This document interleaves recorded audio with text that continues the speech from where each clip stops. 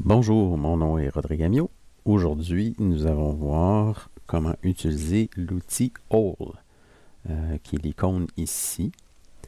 Ça a été designé en fait principalement pour des trous, pour des vis. Vous allez voir, on peut créer quand même beaucoup de choses avec cette fonction-là. On va commencer avec une petite pièce comme ça qui pourrait être un genre de support pour un rail. Et on va tracer, on va faire des holes, des trous sur les surfaces ici. D'accord? Donc, si on va dans la fonction hole ici, et je vais utiliser mes shortcuts, on l'a en shortcut dans le menu par défaut, mais on peut quand même utiliser la fonction S et commencer à taper hole, H-O, et la fonction est tout de suite là, sélectionnée. Je fais tout simplement Enter et on tombe automatiquement dans la fonction. Dans la fonction hole, vous allez avoir premièrement le placement. Le placement, vous avez deux fonctions, at a single point et aussi from sketch multiple hole. Donc, j'aurais pu décider de faire un sketch sur ma surface et placer des points avec des mesures, des endroits très précis pour pouvoir faire mes 4 trous et les définir tout de suite. Je vais vous montrer premièrement un qui est ici, single point. Donc, on va choisir la face comme vous voyez ici. Et voilà. Et là, j'ai un trou qui se fabrique ici de façon automatique. Je vais tourner dans les fonctions de base. Quand on est en mode placement comme ça, je peux lui donner une référence. Si on prend le point bleu ici au centre, on peut voir que je peux déplacer ça vraiment où je veux. Mais si j'aurais voulu le placer à un endroit précis, il faut soit utiliser la fonction from sketch, le deuxième petit icône, mais dans le premier cas, on peut quand même le référencer. Donc, je peux faire ma première sélection de référence comme ça ici et je veux dire par rapport à ce côté-ci. Oups, par rapport à ce côté-ci. Et là, on a une mesure qui apparaît automatiquement. On va mettre 5 mm comme ça. Et on peut donner une deuxième référence à partir de ce côté-ci. Vas-y mon coco. Et voilà. Pardon. 5 mm là aussi. Donc, mon trou est vraiment placé 5 à 5 mm, ce qui m'évite de faire un sketch pour rien pour ce trou-là. Par contre, éventuellement, on va voir le mode pattern où on va faire un sketch là, vraiment aux 4 coins. Commençons par voir toutes les fonctions du hole. Donc, j'ai mes deux références ici, j'ai mon trou. Et ensuite de ça, on voit ici qu'on a les shapes. Dans les shapes, on a deux façons d'étendre le trou, d'accord? Donc, on a une distance. Donc, ici, on est vraiment en fonction d'une distance que je peux modifier ici. Donc, je peux rentrer la mesure ici. Et ensuite de ça, on a to. Donc, le to, c'est une surface. On voit ici, là, ça va arrêter vraiment la surface qu'on sélectionne. Donc, si je fais to et que je clique la surface de mon dernier bloc ici, il va passer à travers ces deux objets-là, parce que ici, on a, flat base, si je l'enlève. Donc, il est vraiment allé à travers le deuxième objet. Là. Le flat base, c'est vraiment un autre component ici. D'accord? Je peux... Là, le problème, c'est que je ne peux pas vraiment resetter cette affaire-là. Ce que je trouve un peu poche. Là, il me l'a envoyé en haut. To. Alors, je peux faire ça ici, comme ça, à cette surface-là. Et là, à ce moment-là, si je ramène ma base, on voit que le trou se fait vraiment juste au niveau de la base et on touche pas juste au niveau du support ici et on touche pas du tout à la base. Donc ça, c'est le extend. Et ensuite de ça, to all. Ben, le to all, il va automatiquement identifier, selon la direction de votre trou ici, il va identifier s'il y a un objet. Il va se rendre vraiment à travers tous les objets. Et puis la fonction flip ici, donc si mon trou était entre les deux pièces ici, mais le flip me permet tout simplement de donner la direction dans laquelle je vais faire le trou. On le voit très bien ici. Ensuite de ça, on a tous les types. Donc, ici, j'ai un trou très simple que je peux faire, qui est simple. On a le counterbore, donc c'est un trou en français, le terme je ne connais pas. Donc c'est ce qui permet, vous avez un dessin ici qui fait une représentation, vous avez toutes les mesures que vous pouvez rentrer ici. Donc ce serait pour une vis avec un flathead, là. Pas un flathead, mais un square head. Donc ici, je ne mettrais peut-être pas ça, par exemple. Je mettrais peut-être plus un 3 mm pour que ce soit logique. Et là, on voit que toutes les dimensions sont faites automatiquement à partir du même outil. Et ensuite, on a le countersink qui est pour un flathead. Donc ici, 90 degrés, on peut même définir l'angle.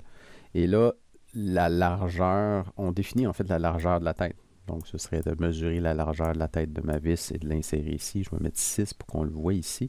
Donc, on voit bien ici, là, le countersink, ce qui évite de faire un trou de 3 mm, mettons, et aller dans la fonction chamfer, puis rajouter le chamfer sur le cercle. Donc ici, toujours garder en tête, le but est de créer le moins de features possible dans le timeline pour que le logiciel puisse faire un meilleur calcul, et ça crée aussi des designs beaucoup plus faciles à modifier. Ensuite de ça, on a les types de tap. Donc, le tap, pour ceux qui ont déjà travaillé en mécanique et tout, le tap, ben oui, c'est des threads. Donc, on a le simple, qui est tout simplement le trou qui va respecter exactement les mesures qu'on lui donne selon le style de trou qu'on prend. Et ensuite de ça, on a clearance. Ça, c'est intéressant. Si vous savez que vous faites des trous pour des vis en particulier, ben là, dans le mode clearance, vous n'avez plus vraiment de choix ici. C'est le type de vis qui va définir le trou, les dimensions du trou. Et vous avez aussi ici un fit. Donc ce fit-là qui est close, normal, loose. Si on prend un exemple d'une vis M2, enfin M3, mettons, allons chercher une vis M3 ici. Donc si je me mets à close, on voit ici qu'il est changé automatiquement à 3.2.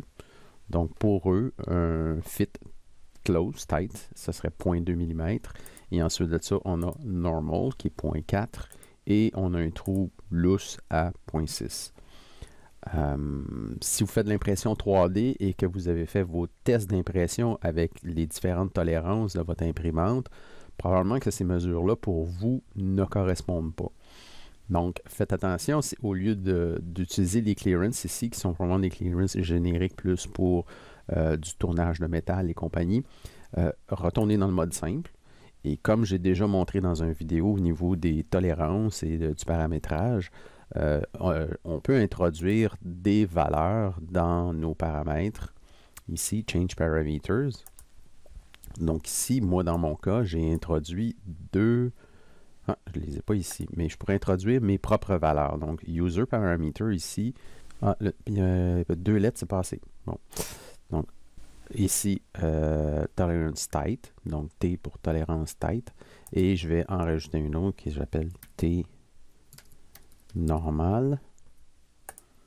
Et dans mon cas, c'est plus 0.25 environ. Donc, j'ai deux tolérances. On peut pouvoir mettre le nombre que vous voulez. C'est vraiment pas un problème. Et à partir de ce moment-là, si je retourne dans ma fonction hold ici, et voilà, j'aurai mon trou de 3 mm qui est ma vis, mettons, 3 ici. OK, 3 mm, pardon. Rajouter le MM, et voilà, c'est fait. Il y a toujours moyen de rajouter ma tolérance ici. Donc, tous les champs de valeurs réagissent de la même façon. Vous pouvez mettre des formules, vous pouvez mettre des paramètres user. Donc, si mon paramètre user, c'est mes tolérances, et je vais faire tout simplement plus, et je vais commencer à taper le T, et là, je choisis, je veux tight ou normal. Et automatiquement, la mesure va s'ajuster pour la grandeur de mon trou. La preuve de ça, c'est si je fais OK et que je m'en vais faire un info sur le trou, on voit ici 3.25, puis il a rajouté le 25 automatiquement pour ma valeur de tolérance. D'accord? Donc, si vous ne voulez pas utiliser les tolérances dans le système, vous pouvez toujours y aller de cette façon-là. On retourne dans notre trou ici, comme ça. Donc, ça, on a vu ici les clearance, pardon, en anglais. Ensuite de ça, le troisième ici, c'est tap. Donc, c'est la même chose, sauf que ici, vous allez avoir la possibilité de modeler votre trou. Donc, si vous voulez tout de suite intégrer un filet sur votre trou, là, il faut aller comme... On ne le voit pas à travers l'ombrage rouge ici, mais si on va ici à l'intérieur, on voit très bien que le filet est modélisé là, à partir des paramètres que j'ai mis ici. Donc, je pourrais plus aller chercher du... Ici, isométrique... 2.6, mettons un trou de 3 comme ça. Du point 5, oui, c'est bon. Je fais OK. Et on voit très bien ici là, que le thread est modélisé. Si on fait une inspection de section à partir d'ici. Et voilà. Donc, je peux faire un trou déjà pré-modélisé avec toutes les threads à ce niveau-là. Ce qui est quand même très pratique. Et encore là, comme je dis, on économise énormément de features dans le timeline. On retourne dans notre trou ici. Et l'autre fonction, c'est la même chose, mais avec un taper en plus. Donc, les threads en tapered, c'est des threads qui sont utilisés beaucoup. Là, j'ai des erreurs. Je passe rapidement. Je ne travaille pas dans le domaine. C'est des choses qui sont utilisées beaucoup plus dans le domaine de la plomberie. Thread en angle comme ça, entre autres, votre fitting de boat tube sur votre imprimante 3D sur le hot end direct risque d'avoir ce type de thread-là en angle. Donc, c'est des threads qui sont plus spécifiques à la plomberie souvent et au niveau de l'aérospatial et compagnie.